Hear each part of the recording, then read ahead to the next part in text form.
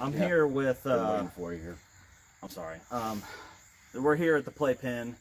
My name. It's irrelevant. My name's irrelevant. I'm here with Mitch Falat. So what do you want me to call you? Mitch Falat. Mitch Falat. It doesn't matter. The best.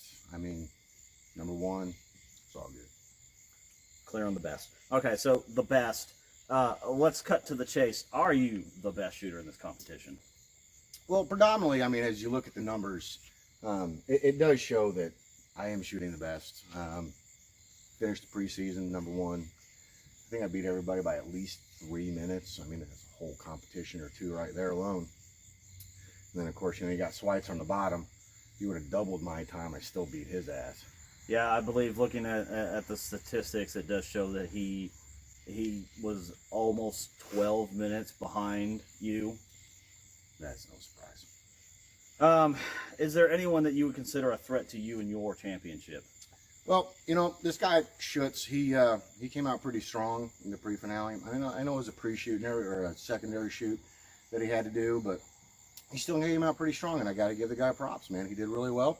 He pretty much had a perfect run, and got to give credit where credit's due. Fair enough.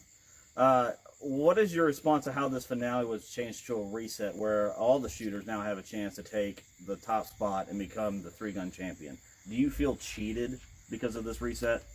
I can't say I feel cheated. I mean, you got to have everybody put back on a fair playing field, I mean, I can't help that I wake up and piss excellence and, finish number one by minutes.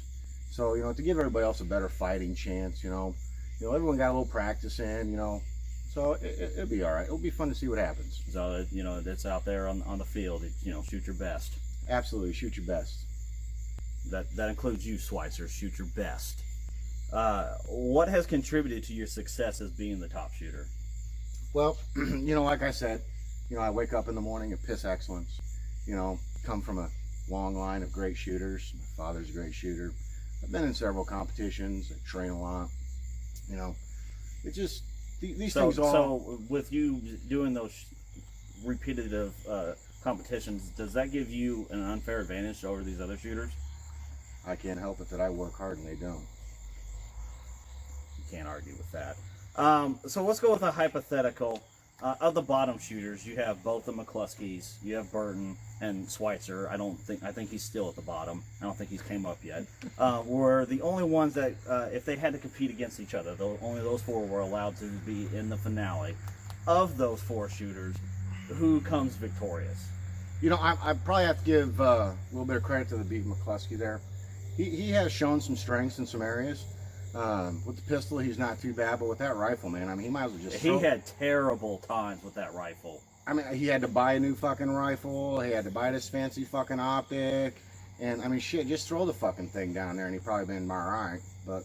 I mean, maybe Schweitzer should have took that advice. Maybe that would have helped him with his times. He just needs a belt fed. That's what all it really boils down for him.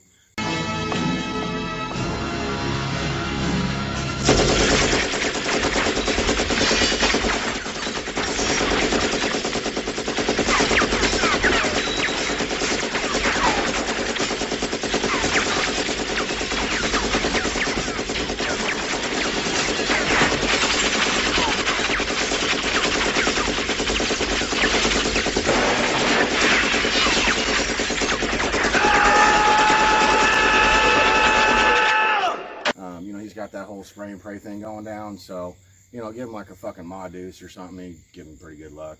Okay, let's talk a little bit about yourself. What brought motivation? What was the inspiration for you to come up with this three-gun competition? Well, I can't take full credit. My partner in crime, Mr. Schutz, we kind of got this together. Good way for us to get together and hone our skills for work.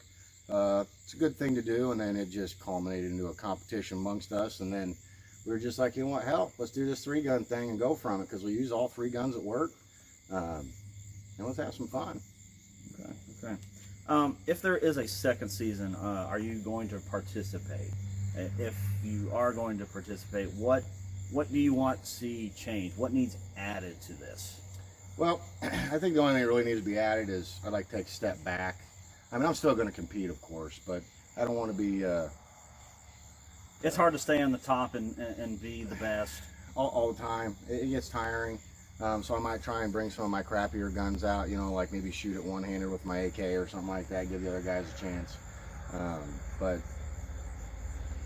different leadership, all right?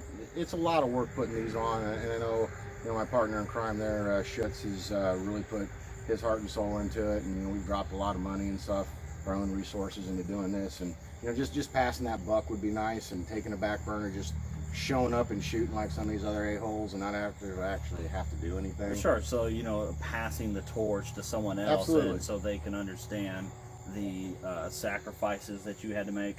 Absolutely. Absolutely. All right. Finally, as I've already wasted way too much of your time, do you expect the same group of shooters to return next season? Of those 8, who do you believe that wouldn't show up, that's going to be a little bitch and not want to shoot anymore? You know, right now, I'm kind of thinking Albie might be one of those guys that might kind of punk out. You know, towards the end here, he's drifted off, you know, in his own little world, doesn't seem to be as dedicated as he was when he first started. Schweitzer, you know, who knows what that kid's going to do. He could surprise you and still show up. I mean, the kid can take a beating and keep on licking, so you never know. He may or may not do it. We might beat him down so bad that he's just like, fuck it, I'm out. Right. He's just going to bow out and just feel like they're fucking dicks. Fuck those dudes. Basically. However, I am hoping to pick up some new shooters. I've heard some people are pretty jealous of what we have done and, you know, how much fun we've had, and there's been some interest from other lines. So if we drop some, we'll pick some up and, you know, still stick around, hopefully maybe 10 shooters or so. That'd be really nice. You know, more money to take from them. Absolutely. I mean, these toys are not cheap. I mean, you know, sit there and buy the best for the best. You need to keep winning. So I lied. I need just like 2 more minutes of your time. Okay. There's this burning question, and we're trying to get some resolve on it. If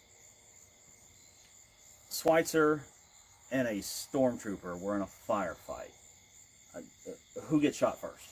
Well, first of all, I'd like to predecess that. You know, if that happened to be me in that firefight, I mean, I'm fucking Han Solo. I'm going to take his ass out just like fucking Greedo. Over my dead body. Uchleniuma.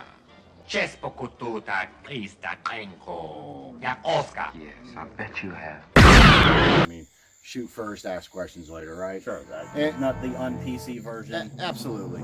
I just wanted to make sure that that's out there. And, you know, with Schweitzer and a Stormtrooper, I mean, it's not even a competition. I mean, you could line the Stormtroopers up in a complete fucking line, and he probably knew to hit him if his life depended on it. But, you know, it is what it is. I mean, the kid tries, but, you know, fuck, try harder. Right. Get good, son. All right, we'll catch you next time. Thanks.